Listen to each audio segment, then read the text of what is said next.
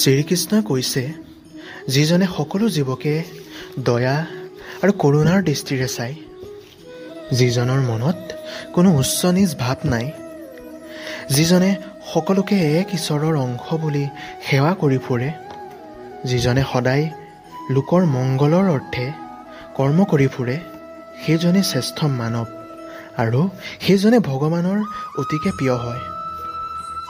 শ্ৰীকৃষ্ণই কৈছে, জীৱনত যেতিয়াই বিপদ আহিব, সেই সময়ত তুমি ধৰ্মৰ লগত থাকা। মনত ৰাখিবা, জয় কিন্তু সত্যৰে হ'ব। মানুহৰ সকলো দুখৰ কাৰণ হৈছে যে সকলো সময়তে নিজৰ ইচ্ছা আৰু কামনা নিমগ্ন হৈ থকাটো। যদি তেওঁ ইয়াৰ পৰা মুক্ত হৈ নিজৰ কৰ্তব্য পালন কৰে, তেন্তে তেওঁৰ জীৱনটো সুখময় হৈ পৰিব।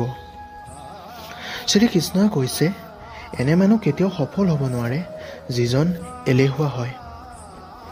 যিজনে জীৱনত আৰাম কৰিবলৈ ভাল পায়, তেওঁ কেতিয়াও কষ্ট কৰিবলৈ ভালেই নাপায়। তেওঁ বাৰু কেনেকৈ সফলতা লাভ কৰিব?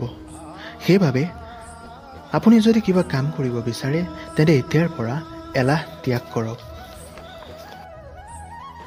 শ্ৰীকৃষ্ণই কৈছে, ধৈৰ্য ৰাখক। ভাল সময় আহিলে আপোনাৰ লগত সকলো থাকিব, যাৰ বাবে আপুনি কষ্ট কৰিছিল। কোৱা হয়, ৰাতি যিমান আন্ধাৰ হয়, তৰাবোৰ সিমানে জিকমিকায়, আৰু দুখ যিমানে গভীৰ হয়, ঈশ্বৰ সিমানে আমাৰ ওচৰত থাকে।